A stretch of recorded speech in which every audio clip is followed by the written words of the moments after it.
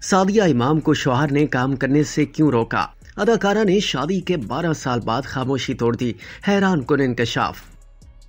पाकिस्तानी अदाकारा व मेज़बान सादिया इमाम ने एतराफ़ किया है कि शादी के बाद उन्हें उनके शौहर की जानिब से काम करने से रोक दिया गया था। सादिया इमाम ने निजी टीवी चैनल के एक मॉर्निंग शो में शिरकत की, जिसका वीडियो क्लिप सोशल मीडिया पर वायरल है। वीडियो में अदाकारा व मेज़बान शादी से पहले और बाद में ख़वातीन को दरपेश मसाइल पर बात कर रही हैं। अदाकारा ने प्रोग्राम में बात करते हुए कहा कि मैंने देखा है डॉक्टर लड़कियां शादी के बाद काम छोड़ देती हैं। माँ बाप इतना पैसा लगाकर पढ़ाते हैं लेकिन शौहर काम करने नहीं देते। माजी में माएँ अपनी बेटियों की अच्छी तरबियत करती थी, लेकिन अब ऐसा नहीं होता। उन्होंने बताया कि मारूफ अदाकारा होने के बावजूद वालिदा मुझे अपने तमाम रिश्तेदारों की शादियों और दूसरी तकरीबात में जाने का दबाव डालती थी और फिर मुझे ना चाहते हुए भी रिश्तेदारों के यहाँ जाना पड़ता था। वही आदत आज है और मैं अपने रिश्तेदारों की तकरीबात में शिरकत करती हूँ, जिससे तरबियत का पता चलता है। सादिया इमाम ने कहा कि लेकिन ऐसी तरबियत आजकल की नस्ल में नजर नहीं आती। लड़कियों की तरबियत शादी से कबल ही हो जाती थी, ताहम अब ऐसा नहीं होता। शादी के बाद काम या मुलाजमत करने की ख्वाहिश रखने वाली खवातीन पर बात करते हुए